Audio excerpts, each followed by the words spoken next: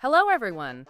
Welcome to another episode of Deep Dive Podcast. Hope you are doing well and taking good care of yourself. We go beyond the headlines and uncover the truth behind real stories, real crimes, and real consequences. Let's move towards today's topic. We all live in this digital world now, and we've all heard that saying a million times, right? Don't judge a book by its cover. But when you apply that to social media, to the hyper-curated personas we see every day, that warning, it takes on this really urgent, almost dangerous new meaning. It really does, because the character you see on the screen is so rarely the complete person behind it. Yeah. And that gap, that space between the performance and the reality, that's probably the biggest vulnerability of our time. Especially with influencers, right? Exactly. Unlike traditional celebrities, where you sort of expect a managed image, influencers build their brand on this feeling of intimacy. It's a manufactured closeness that makes the illusion feel so much more real, more trustworthy. And today we are going to walk through maybe one of the most stunning and frankly tragic examples of that disconnect. We're talking about the devastating and incredibly fast downfall of the Korean creator Sun Won-jong. Though most people around the world probably knew him by his nickname, the Mama Guy. Yeah, the Mama Guy. And the scale of his fame, I mean, we really need to sit with this for a second. This isn't just a guy who was kind of popular online. No, not at all. We are talking about a level of celebrity that is almost impossible to overstate, especially for an individual creator. At his absolute peak, he was Korea's single most followed content creator on TikTok. Period. Okay, let's just put a number on that so you can really grasp the magnitude. At his peak, Sun Won-jong had a global following of over 55 million people. 55 million. Think about that. That's more than the entire population of South Korea itself. It's larger than a lot of countries. And to really frame that, our sources point out this incredible detail. At that time, the only, and I mean the only, account in all of Korea with more followers than him was the global K-pop juggernaut BTS. And that's the whole point, isn't it? BTS is a machine. They're a meticulously managed global superstar operation. That's their design. Sun Won-jong wasn't a singer. He wasn't an actor. He wasn't a K-pop idol. He was, and this is how the sources define him, just a normal guy. A normal guy who somehow hit this astronomical level of fame basically overnight. And that's the mission for this deep dive. It's not just to tell the story. It's to understand the architecture of that transformation. We need to trace how he got so famous, yes, but more importantly, we have to analyze the forces at play. The money. The money, the sudden absolute freedom, and how those things completely transformed his identity from this beloved online figure into, well, a serious criminal suspect. Okay, so let's unpack this, because this isn't just a story about a star who went off the rails. We're looking at what happens when all the guardrails in a person's life are just suddenly vaporized. The difference between the persona he created, this cute, funny, approachable guy, and the hidden reality that emerged is so extreme, it forces you to ask, what happens when the life you're living becomes completely incompatible with the image you're selling to the world? The gravity of it is immense. It's not a PR problem. It's a catastrophic failure of character that had real devastating consequences for another person. So let's start at the very beginning. The character and the climb. The sources place his origin story right in 2020. The perfect moment. The perfect storm, yeah. The world locks down, everyone's stuck inside, Yeah, and short-form video content just explodes. right. People were desperate for easy, constant entertainment, and TikTok was becoming the main pipeline for it. And Sun Won-jong's entry into that world, it wasn't even like a grand plan. No, it's for school. Yeah, he started making these first videos as part of a college extracurricular, something he was basically required to do for his curriculum. It was supposed to be a class project, and yet the success was instantaneous and overwhelming. The climb wasn't a slow burn, it was a vertical line. In just 1 year, between 2020 and 2021, he gained 30 million followers. 30 million in a year. That kind of growth rate for one person, someone who isn't already a celebrity, it's practically unheard of. It just doesn't happen. So we have to look at the content itself. What was he actually doing that caught fire so quickly? Well, it was a surprisingly simple formula. The sources note, of course, that his conventional good looks were a topper. That always helps. But the real engine was the structure of his videos. They were funny, Very repeatable, short-form concepts. He wasn't telling complicated stories. Not at all. He was creating immediate, digestible, character-driven comedy. He would play these different humorous characters that were designed for, a mass global audience. It was all physical comedy and sound, so it jumped right over any language barriers. And that sound.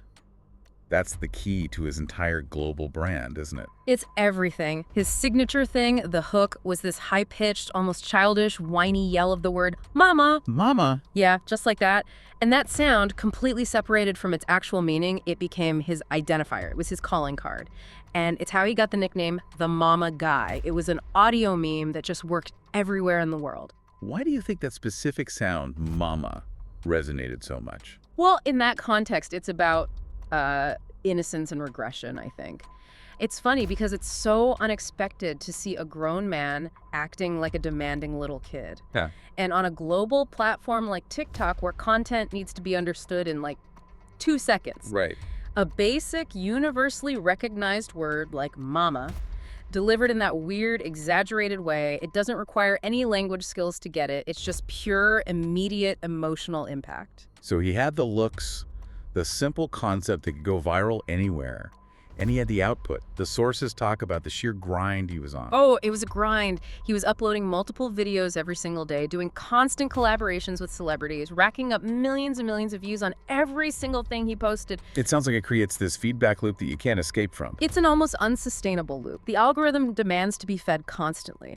So at just 26 years old, he wasn't just a successful guy. He was trapped in this relentless cycle of production that was required to keep his global stardom going. He wasn't a college kid anymore. No, he was a walking media phenomenon, and his entire life became structured around feeding that viral machine. Okay, so before we get into the consequences of that grind, we really need to pause and look at the foundation he came from. Because the contrast, the contrast between the world he grew up in and the one he created for himself it's absolutely critical to this story. You can't understand the crash without looking at the launching pad. And Sun Won-jong was born in Daegu, Korea, into a family that the sources describe as both well-off and loving. So he had stability, he had resources. Yes, but that also came with immense pressure. And he was very careful to keep his family life completely separate from his online image, for privacy, which is common. But we still get a really clear picture of his upbringing. And what was that picture? Archetypally traditional. The sources literally use the phrase typical Asian parents who fundamentally prioritized measurable success. We're talking about an intense focus on education, getting high grades, collecting trophies, any visible sign of achievement. So he wasn't some kind of rebellious artist type as a kid. Oh, far from it. That disciplined upbringing meant he was constantly being pushed in both academics and extracurriculars.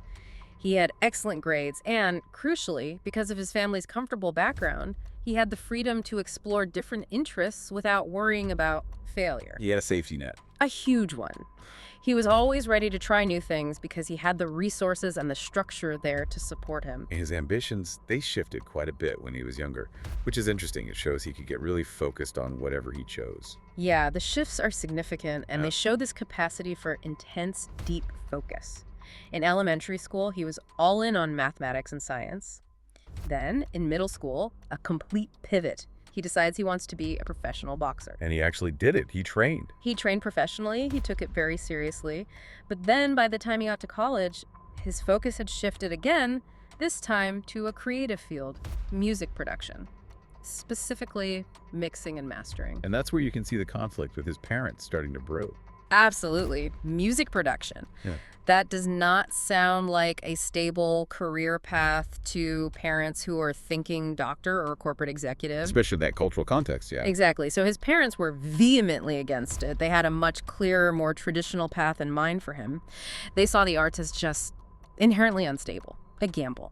So he couldn't just defy them. It wasn't a simple rebellion. He had to be strategic. He had to negotiate his own freedom, basically. And he made a very pragmatic move. He proposed a deal. Or to deal with his parents. Yes, he said if he could graduate from his current college program with truly exceptional, top-tier grades, satisfying their need for academic achievement, then they would have to allow him to pursue his dream of sound engineering. Wow, so it wasn't a fight. It was more like a, high-stakes contract negotiation. That's exactly what it was. And it shows you his ambition and his ability to plan. So he worked relentlessly, he got those high grades, and the sources note that this success really boosted his parents' status and pride in their community. He held up his end of the bargain. He delivered, and they were then compelled to uphold their end. So they relented. They allowed him to enroll in the sound engineering major. Which meant a move to the capital, to Seoul. Yes, and that move is so symbolic.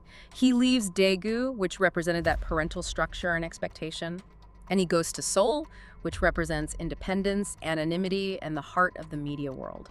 He enrolled at the Dong-A Institute of Media and Arts. And the person who arrived in Seoul, even before the TikTok fame, he was still a product of that strict, disciplined upbringing. Oh, absolutely. He was popular, described as being cheerful and friendly. He quickly made a close group of friends and was living with them. This was the disciplined, ambitious Sun Won-jong, operating within the normal rules of college life, preparing for a respectable, if a little unconventional, career. That structured environment was his safety net. It was everything. It was built on family pride and academic achievement. But then, 2020 happens. The TikTok videos start, the success is unprecedented, and now we get into the third part of this story, the unraveling. And that transition from the structured student in Seoul to the global superstar, it just completely obliterated that safety net you mentioned. It did. His entire background was built on two pillars: discipline and financial dependence on his parents. Fame and money came in and knocked out both of those pillars at the exact same time. Let's start with the money, the financial independence. By 2021, the revenue from billions of views, it must have been immense. He was completely financially sovereign. And sovereignty is the key word. It means there are no checks and balances anymore. He didn't need his parents' permission for anything. Not for big decisions, not for small ones. He didn't need their money to survive. For a young man who had just spent years living under these really rigorous parental expectations, that must have felt like absolute, total freedom. The sources describe him as feeling like he was on cloud nine. The euphoria of that sudden, total liberation, it must have been intoxicating all by itself, even before anything else. But it was freedom without any guidance, right? That's the problem. It wasn't freedom he earned through slow, careful steps. It was delivered to him almost overnight by an algorithm. He was basically thrown into the deep end of celebrity life without the psychological maturity or the external structure to handle it. And here's the paradox of his new life. Along with all that freedom came this overwhelming, almost destructive schedule.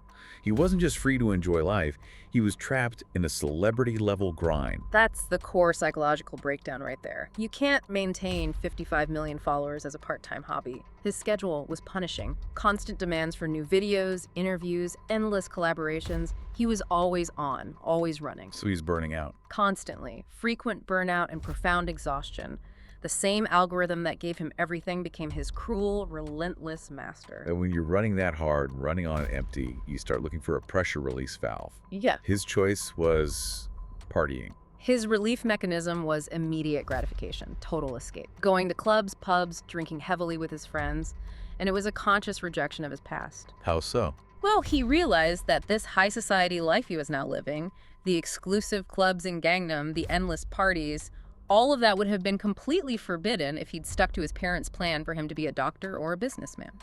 So he was living a life entirely on his own terms. Now he was totally outside the reach of the very influence that had defined his entire life up to that point. And the cute, innocent mama guy from the videos, that was now just a mask, a carefully crafted mask for a Sun Won-jeong who was actively seeking escape and excess in the Seoul nightlife.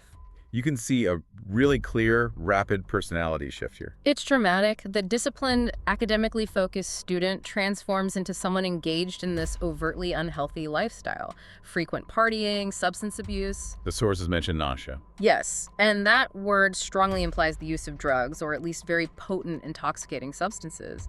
His whole social life started to revolve around, and I'm quoting, parties, drinks, and girls in the most decadent parts of the city. And the people around him. Yeah. They weren't helping. They were accelerating this transformation. His social circle was fundamentally toxic. They were largely other influencers or just hangers-on who were benefiting directly from his spiral. They weren't friends. They were enablers. 100%. They encouraged the reckless partying because they were enjoying the ride. They got the benefits of his money, his celebrity access, his social status. They had a vested interest in keeping him destabilized and focused on just seeking pleasure.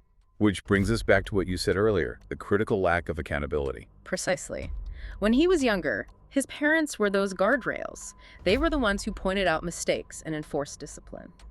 Now, with total financial and geographical freedom, that void where guidance should have been was filled by this toxic circle who just offered praise and encouragement for his most destructive behaviors. So he actively removed the only structure he'd ever known, and that vacuum was just immediately filled by these destructive influences. It's the classic consequence of unchecked freedom arriving too quickly. There was no one left, internally or externally, to point out the incredibly dangerous path he was on, and the sources are very clear that this path, fueled by instant fame and wealth, was inevitably leading him toward a catastrophic moral failure that would destroy everything he had built. And now we have to shift the tone, because this entire downward trajectory, it all culminates on one night in a severe criminal act in the summer of 2023. Yes. The contrast between the funny online guy and the gravity of what happened next is jarring. The incident took place in July of 2023. Sun Won-jung was, as had become his routine, at a club with his friend, and they were drinking heavily. So the evening started just like any other for them at that point. Correct. It began in the context of their usual excessive nightlife. But amidst the drinking, Sun and his friend noticed a beautiful girl at the club. And given his fame, approaching her was easy. The sources confirm he went over and struck up a conversation. But the sources are also very clear that the intention behind that conversation was predatory from the very beginning. There's no ambiguity about it in the source material. The core motivation was sexual objectification. Their goal was, and this is a direct quote, to get into her pants. This was not a normal social interaction. It was a targeted pursuit, and it was driven by a sense of entitlement. And what's really critical here is that the woman they targeted, she wasn't impressed. She wasn't falling for the fame. No, she was unresponsive to their advances. She was just there to enjoy her night out, not to be swept away by some famous guy. She recognized they weren't dealing with someone they could easily manipulate with status or money. And this rejection, this failure to immediately get what they wanted, that seems to be what triggered the next step. That's the analysis. Their egos were bruised, or maybe it was just stubbornness, but they shifted from simple pursuit to a calculated, malicious plan. A plan. Yes, they devised a plan. They decided they would keep talking to her, pretend to be friendly, while relentlessly plying her with more and more drinks with the explicit goal of getting her borderline unconscious. So their goal was to incapacitate her, to remove her ability to consent. That was the entire point. And this is what transforms the incident from just a reckless, drunken mistake into a premeditated, calculated act. They wanted to make sure she could no longer say no to them. And they succeeded. They did. They successfully executed this plan. They got her so intoxicated that she became completely unconscious. At that point, she was effectively kidnapped. The two men took the unconscious victim from the club to Sun's friend's house and kept her there for the rest of the night. And it was while she was in that state, unconscious, unaware, and completely unable to consent, that the crime itself occurred. While she was unconscious, they sexually assaulted her. The sources really emphasize the profound lack of empathy here, pointing out that they completely disregarded her humanity as a person, a daughter, a sister, in their pursuit of their disgusting desires. It was a total abandonment of any moral responsibility. I can't even imagine what it must have been like for her waking up in that situation. It had to be horrific, a deeply traumatic and dehumanizing experience. The sources describe her waking up to the sound of Sun Won-jung and his friend laughing. Laughing! And to add another layer of violation, they were reportedly taking photos and videos of her while she was in that state. So when she fully came to and realized what had happened, what did she do? Her immediate response was to get out and get help. She fled the apartment instantly. She didn't go home. She went straight to the authorities. She walked into the Gangnam police station in Seoul and reported the crime. And even though she'd been so heavily intoxicated, she was still able to give the police enough information to launch an investigation. It suggests that, despite the hazy memories from the alcohol, the core events were clear enough. In South Korea, these crimes, especially when they involve incapacitation, are taken extremely seriously by law enforcement. It would have triggered a very high-level, meticulous investigation. So after July 22nd, 2023, the mama guy who had this constant, overwhelming online presence, he just vanished. Total radio silence. No TikToks, no Instagram posts, nothing. His management team, who must have been in a state of absolute panic, offered no explanation. He was just gone. And in that silence, the police began their careful work. Why did the investigation take 5 months before they made an arrest? Caution. In South Korea, especially with a case this sensitive and high profile, the police have to be incredibly careful. They needed to build an airtight case with concrete, undeniable evidence before they moved on the country's biggest influencer.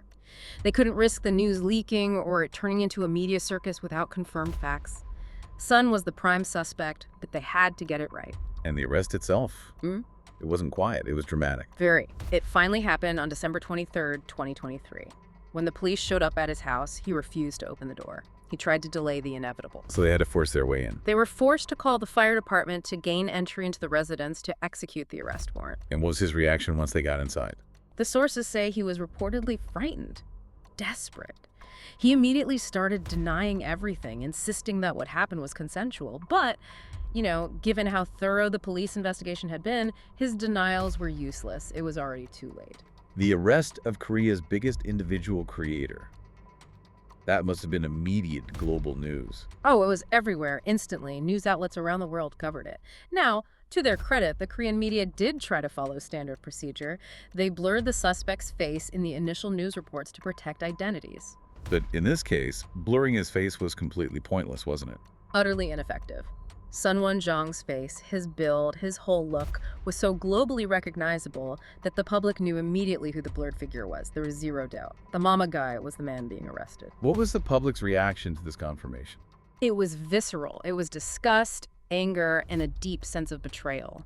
The public had bought into this image of a sweet and innocent guy, the one who yelled mama for laughs.